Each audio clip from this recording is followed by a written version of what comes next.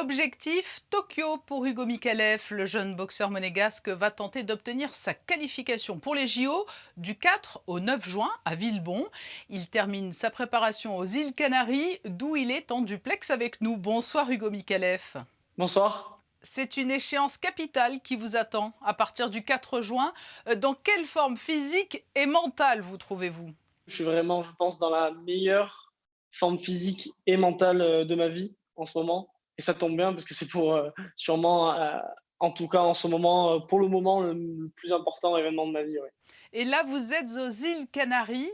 C'est ici que vous avez peaufiné votre préparation depuis plusieurs semaines. Mais pour quelle raison? Tout simplement parce que, j'étais à la recherche de passer à un autre niveau en fait, je recherchais tout simplement, voilà, un autre step à dépasser et j'ai donc un manager depuis quelque temps qui me suit et qui l'a bien compris et qui m'a donc aiguillé, dirigé vers Carlos Fomento, chez qui je m'entraîne maintenant à Las Palmas, aux Canaries et c'est grâce à ça finalement que je suis venu ici et c'est vraiment génial. J'ai vraiment, dépassé quelque chose que je voulais atteindre depuis un moment. Expliquez-nous comment cela va se passer à Villebon et ce qui sera nécessaire pour obtenir ce précieux ticket pour Tokyo. Pour tout vous dire, c'est encore flou même pour moi parce qu'avec donc cette période, qu'on est en train de vivre, il y a eu beaucoup de modifications, beaucoup d'annulations, beaucoup de changements de quotas au niveau des athlètes. Donc finalement, avant tout ça, avant toute cette pandémie, je devais, encore gagner 2 boxeurs dans le tournoi qui arrive maintenant à Paris. Oui, alors pour bien comprendre, en fait, il y a eu ce même tournoi il y a un an, c'était à Londres, si je ne dis pas de bêtises, hein, et il vous a laissé un drôle de souvenir, hein, puisque tout s'est arrêté net du jour au lendemain. C'est ça, oui, oui, j'ai gagné mon premier combat contre le Serbe et le soir même, tout s'est arrêté. Tout a été, stoppé à cause de la pandémie, ouais. Donc là, vous reprenez comme si Donc nous y étions il y a un an. c'est ça, je reprends au même stade, contre le même boxeur que je devais rencontrer le lendemain de ce combat-là contre le Serbe. À l'époque, je sais que je devais gagner encore 2 combats, donc celui qui arrive et le suivant.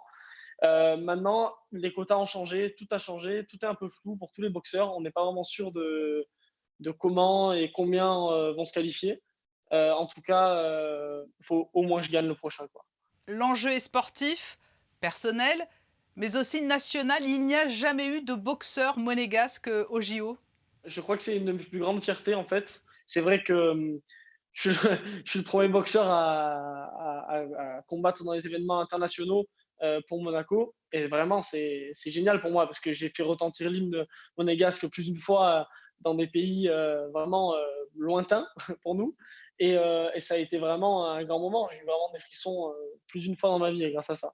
Mais Hugo, si vous ne parvenez pas à vous qualifier à Villebon, est-ce qu'il est tout de même possible d'avoir une invitation justement au titre de la nation de Monaco? Il m'a été informé, il y a quelque temps que c'était pas possible pour la boxe en tout cas. Après, comme je vous ai dit tout à l'heure, je pense que tout a changé en fait avec la pandémie et je pense que comme les quotas vont être élargis, mon but c'est vraiment de me qualifier par la voie royale qui est celle de battre mon prochain adversaire et tous ceux qui suivent. Donc oui, je veux vraiment me qualifier normalement comme un athlète olympique complètement normal d'un grand pays. Donc l'objectif, c'est la victoire à Villebon. Vous avez eu une visite amicale très sympathique il y a quelques semaines aux Canaries. Charles Leclerc est venu vous encourager. Ouais, Charles est venu, ça fait bon, nous, ça fait des années qu'on se connaît avec Charles, on est de la même bande de potes en fait depuis qu'on est au collège. Et oui, j'étais super content en fait. Il est venu déjà pour me voir, mais surtout pour se préparer aussi pour son Grand Prix au Portugal, qui était la semaine d'après.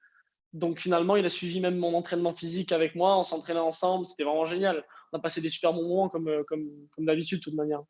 C'est une belle génération. Il y aura donc peut-être, et nous vous le souhaitons, les JO, mais après cela, comment envisagez-vous la suite? Alors, tout simplement, elle est déjà décidée, la suite, et je vais donc passer professionnel après cet événement, ou en tout cas après l'été. Et voilà, passer professionnel ne veut donc pas dire que je ne pourrai pas participer aux JO de 2024, Alors voilà, ça allait car être ma question. Vous voilà, allez pouvoir mener, ouais. de front les 2, c'est-à-dire, le milieu professionnel et une possible qualification ensuite pour 2024 et Paris? Tout à fait, moi, c'est l'objectif que je me suis fixé. En fait, je veux me qualifier, à ces JOC de Tokyo. Je veux faire une médaille et je veux, passer professionnel et ensuite, me requalifier pour 2024 et essayer de refaire une médaille ensuite. C'est vraiment, mon objectif, principal. Vous avez une jolie philosophie lorsque vous parlez de la boxe. Vous dites que ce n'est pas un exutoire, mais que c'est vraiment, un art.